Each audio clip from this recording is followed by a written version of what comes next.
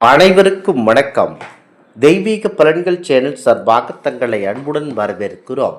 இன்று நம் காணொலியில் காண விரும்புவது சூரிய கிரகணத்தை பயன்படுத்தி ஆடி அமாவாசையில் குலதெய்வ சாபத்தை நிரந்தரமாக ஒழித்து கட்டுவது எப்படி. ஒரு முறை செய்து வாருங்கள். காணொலிக்கு செல்லலாம். மறக்காமல் ஒரு சப்ஸ்கிரைப் செய்யவும். மற்ற தெய்வங்களின் அருளை பெறுவதற்கு முன்னர் குலதெய்வத்தின் அருளை பெறுவது அவசியம் என ஆன்மீக மரபுகள் சொல்லுகின்றன. ஆனால் முறையாக குலதெய்வ வழிபாட்டினை செய்ய தவறுவதால் தான் குலதெய்வ சாபம் அல்லது கோபம் ஏற்படுவதற்கான வாய்ப்புகள் இருப்பதாக சொல்லப்படுகின்றன. குலதெய்வ சாபம் நமக்கு நம்முடைய குடும்பத்தில் இருக்கிறது என்பதை தெரிந்து கொள்ள வேண்டும்.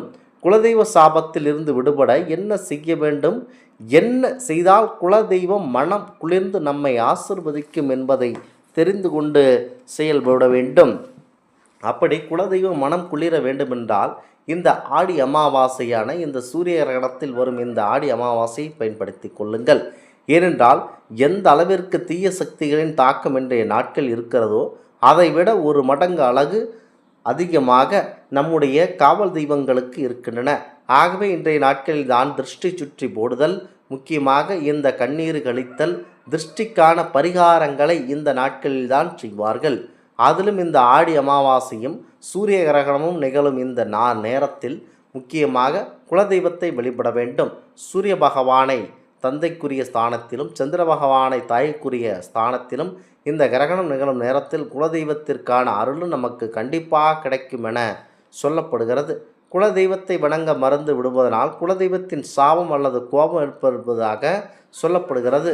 குலதெய்வம் எது என்றே தெரியாமல் இருந்தால் அதை தெரிந்து கொள்ள முயற்சி கூட செய்யாமல் இருத்தல், பசுக்களை வதைப்பது, வயதான பெற்றோரை கவனிக்காமல் விடுவது, முன்னோர்களுக்கு அவர்கள் இறந்த பிறகு செய்ய வேண்டிய தர்ப்பணம் சிரார்த்தம் போன்றவற்றை செய்ய தவறுதல், குலதெய்வத்தை மறந்து விடுதல் போன்றவை குலதெய்வம் சாபம் ஏற்படுவதற்கான காரணம் என சொல்லப்படுகின்றன.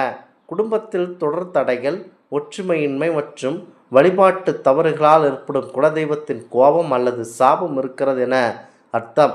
எந்த காரியத்தை தொடங்கினாலும் எதிர்பாராத தாமதங்கள் மற்றும் ஏமாற்றங்கள் உண்டாகுதல், குடும்பத்தில் காரணமின்றி சண்டை சச்சரவுகள், நிம்மதியற்ற சூழல் மற்றும் நோய்கள் தொடர்வது, குலதெய்வ கோயிலுக்கு செல்ல முடியாத சூழ்நிலை அல்லது குலதெய்வம் என்று எது என்றே தெரியாமல் போவது, வாரிசுகள் உருவாகாமல் இருப்பது அல்லது திருமண தடைகள் நீடிப்பது ஆகியவை குலதெய்வம் சாபம் இருப்பதற்கான அறிகுறிகள் ஆகும். ஜாதகத்தில் பித்ருதோஷம் அல்லது குலதெய்வ ஸ்தானமான 5ஆம் இடம் மற்றும் சனி கிரக நிலையை கண்டு கொள்ளுவதனால் குலதெய்வ சாபம் இருப்பதை தெரிந்து கொள்ளலாம். அதாவது குலதெய்வ ஸ்தானமான 5ஆம் இடம் மற்றும் சனி கிரக நிலைகளை கொண்டும் குலதெய்வ சாபம் இருப்பதை கண்டிப்பாக தெரிந்து கொள்ளலாம். குலதெய்வத்திற்கு வேண்டிக் கொண்ட நேர்த்திக்கடனை மறந்து விடுதலும் அல்லது செய்வ தவறி விடுவதலும் குலதெய்வ சாபம் ஏற்படலாம். அதனை எளிதாக நிவர்த்தி செய்து கொள்ள சில எளிய பரிகாரங்கள் செய்வதனால் குலதெய்வத்தின் சாபத்தில் இருந்து விடுபட முடியும். குலதெய்வத்தின் அருளையும் நாம் பெற முடியும்.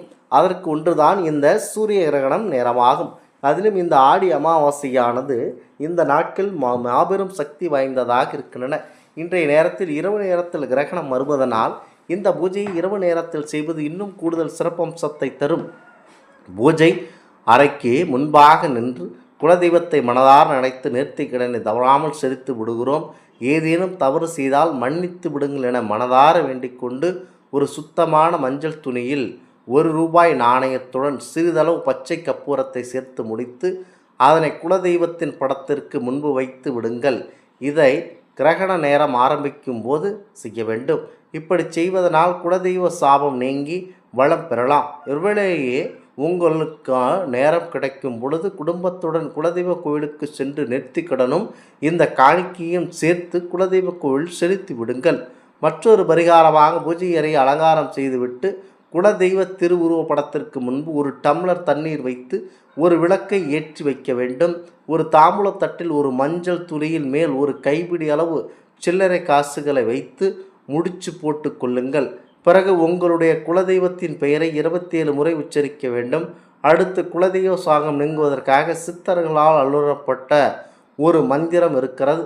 அதை சுமார் 108 முறை மனமுருக்கி சொல்லுங்கள். குலதெய்வத்தை வீட்டிற்கு வர வைக்கும் இந்த குலதெய்வத்தின் கோபத்தை தணிக்கும் அந்த மந்திரம் என்னவென்றால், ஓம் என் குலதெய்வமே வர வர, ஓம் ஒம் ஒம் உம் என் பரியேறி வா வா என குலதெய்வமே என வேண்ட வேண்டும். இன்னொரு முறை அந்த மந்திரத்தை கூற வேண்டுகிறேன்.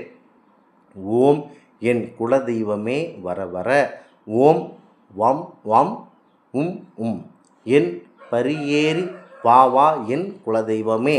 அதற்கு என்னவென்றால், பரி என்றால் அந்த இடத்தில் குதிரை. குதிரை ஏறி குலதெய்வமே என் வீட்டிற்கு ஓடி வர வேண்டும் என்பதே இந்த மந்திரத்தின் முழுமையான பொருளாகும். இந்த மந்திரத்தை உச்சரித்துவிட்டு கற்பூர ஆரத்தி காண்பித்து பூஜையை நிறைவு செய்து கொள்ள வேண்டும். இது இந்த சூரிய கிரகணம் முடிவதற்குள் செய்ய வேண்டும். வீட்டில் எடுத்து வைத்திருக்கும் சில்லறை காசு முடிச்சை அப்படியே பூஜை அறையில் வைத்து விடுங்கள். நீங்கள் குலதெய்வம் கோவிலுக்கு செல்லும் போது அதை கொண்டு போய் குலதெய்வ கோவில் உண்டியல் செலுத்தி விடுங்கள். முக்கியமாக நாங்கள் கூறிய விஷயத்தை நம்பிக்கையோடு செய்தால் குலதெய்வத்தின் கோபம் குறைந்து குலதெய்வ சாபம் நீங்கும் என சொல்லப்படுகிறது. குறிப்பாக இன்றைய நாட்களில் இந்த கிரகண நேரத்தில் கண்டிப்பாக இதனை செய்தீர்கள் என்றால் கண்டிப்பாக உங்களுடைய நல்ல விதமான வாய்ப்புகள் கண்டிப்பாக கிடைக்கும்.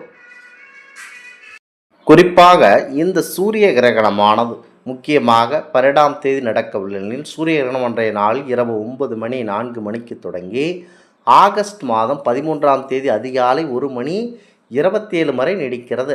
ஆகவே இந்த குலதெய்வ பூஜையானது நீங்கள் இரவு 10 மணிக்கு மேல் தொடங்கி 12 மணிக்குள் இந்த பூஜையை முடித்து விட்டீர்கள் என்றால் இன்னும் கூடுதல் சிறப்பம்சத்தை கொடுக்கும்.